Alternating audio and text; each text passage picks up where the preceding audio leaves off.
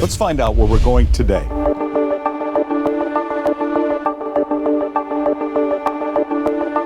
So here's where we ended up, near the corner of Northeast Halsey and 63rd.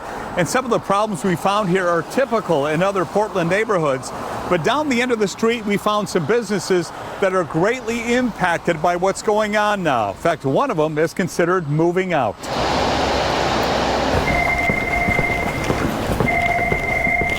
BDI, this is Anthony. How can I help you? Yeah, what number you got for it?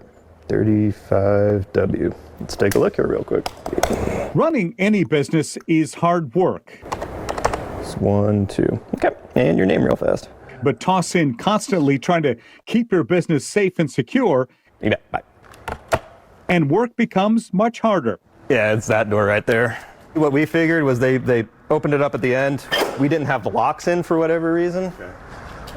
So that's basically kind of what we figured. Anthony Lane is showing me where someone recently broke into the business where he works. Yep. Okay. Oh, so they came right through here. Yep, came right up, walked right up through it. They slid open the back door and took what they could. Lane says it doesn't help there's a homeless camp right out their front door. On this day, he realizes it's also out the back door. So what's all this out here then? Is this? That would all be new. So that would be all new leftovers. Oh, you haven't seen this yet? Nah.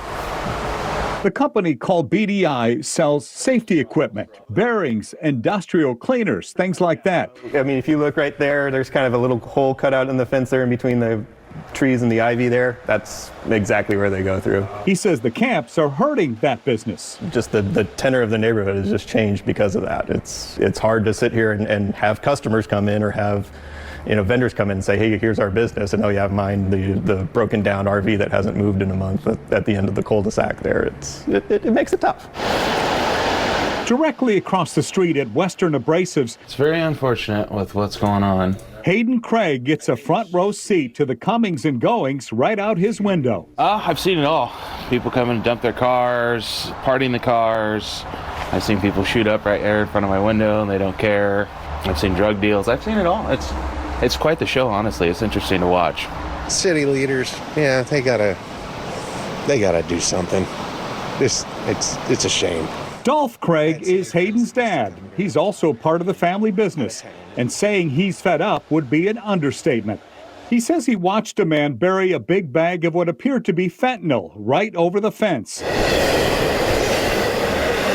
He's called the railroad company to complain about the homeless camps so close to the nearby tracks, and says the overall lawlessness is hard to swallow.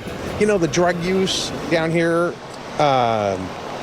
that's a big concern, and just getting stuff stolen, getting your building broken into, and the neighbors getting broken into. I mean, it's like, at what point does this become, it's like, well, this was a pretty nice neighborhood, now it is clearly, it's not. He says he likes to make his presence known when he sees something happening outside his building, and that has helped a bit. He makes sure all of his employees leave at the same time, that they have considered moving out. Man, it looks like they got part of the fence cut out over there, so yeah. Back across the street at BDI, Anthony Lane says he has reached out to the city for help and that they have come out a couple of times to clean up the camp, only to watch it reappear quickly. In just about any city, the mayor becomes the lightning rod for complaints. In Portland, where so many issues have reached crisis level, it's probably even more so. For Dolph Craig, frustration is clearly overflowing. What would you say to city leaders, to the mayor? What I'd like to say to the mayor, when's your last day? And that's what we found near the corner of Northeast 63rd and Halsey. I did reach out to Union Pacific Railroad about the homeless camps right up near the railroad tracks. They told me they went out to the site, didn't find an encampment, but did find debris left behind. They do plan to clean that up, they say. They added, we do periodically remove people from our property, but they often return. I also reached out to the mayor's office for his response to Dolph Craig asking when Ted Wheeler's last day is and businesses considering moving out of there. Cody Bowman, the communications lead for Mayor Wheeler, sent me this statement here. Mayor Wheeler empathizes with businesses that are struggling and believes that we need proactive solutions to solve these issues. The 5 resolutions brought forth to council by Mayor Wheeler and Commissioner Ryan are one further step in bringing the change that Portlanders are hoping to see. You know, there's a lot of barriers for people who are homeless to get one of these, get into a property. But the Move in Multnomah program was able to get people keys and into a property really fast, sometimes within just a few days of them applying. But in order to keep going, that program needs a lot more money. Floor, you know, nice flooring. Lorenzo Jenkins shows us around the apartment he's been in since August. An apartment just a few months ago he didn't think he could get. I was actually couch surfing. I had my son. I owed like a rental debt since about 2017. It's like almost $10,000. That rental debt meant even after he found a job, landlords kept denying his applications, making life difficult for him and his sons. It puts a strain on just being a parent, period. You know, you're not able to enjoy and be joyous around a child, which, I mean, it affects kids in the long run. Then a friend told him about the Move in Multnomah program. That program guarantees rent to landlords for a year when they rent to people struggling with homelessness. It also gives them funds to cover any damages beyond a security deposit. It got Jenkins here within just a few weeks of applying. Just a relief.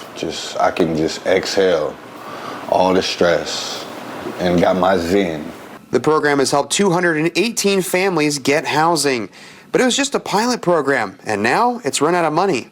Will it be funded next year, or will it be expanded so that more people can take advantage of this?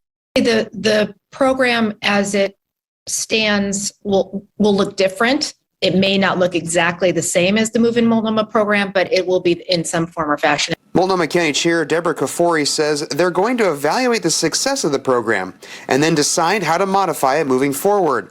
But she says so far all the money for it has come from Multnomah County taxpayers. And if they want to expand the program, we need the federal government and the state government to come in and assist us so that local governments aren't just doing all the work on our own. Got a live radar right now showing we just have light rain across the Portland-Vancouver metropolitan area at this time. Deb, let's pull the map out. They'll give you a little wider view.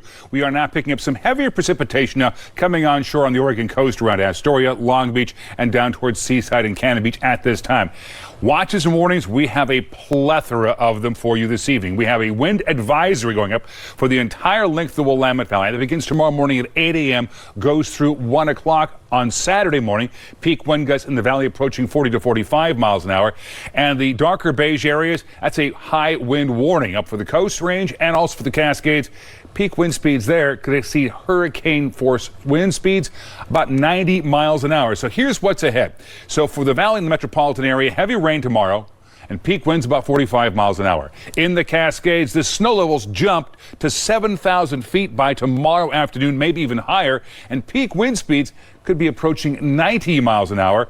High water, flooding, power outages, and storm debris will be a problem across much of western Oregon and southwestern Washington. We'll talk more, have a timeline for you when to expect the peak wind and the peak rain tomorrow, plus just how much rain will fall over the next 24 hours. Deb, in about 10 minutes, all that information, back over to you. Okay, Dave, thank you. And as he mentioned, about 2 inches of rain we can expect, which means hazards on the road and the possibility of power outages. K2's Catherine Kissel continues our team coverage tonight. So, Catherine, what are crews most concerned about? Well, Deb, take a look. There are 58,000 of these across the city of Portland, and no doubt they'll be filling up with leaves, as you see here, that contribute to urban flooding. And that's why the city says they need your help. We are ready for the rain, but we really ask folks to do that extra help to help us as well, because it really does take the entire community. That means there's not much time. Hannah Schaefer with PBOT says while crews will be on the lookout for hazards on the roads, they need your help by way of adopting a storm drain in your neighborhood. Our crews respond and clear them on a regular basis, but because we have so many, because of the way our city gets lots of rain, we really really, really appreciate the help from the public. She says by taking rakes or shovels and clearing off all the debris, chances of urban flooding go down. It's never too early to get ready. And the more that you can do now, the better prepared you'll be when it actually comes. Speaking of which, another thing to keep in mind, the possibility of power outages. Andrea Platt with PGE has this advice. So now is the time to get that outage kit ready. Get your flashlights, your batteries, car charger for your cell phone, ready to eat food, have water handy, and just extra blankets as the temperatures are dropping.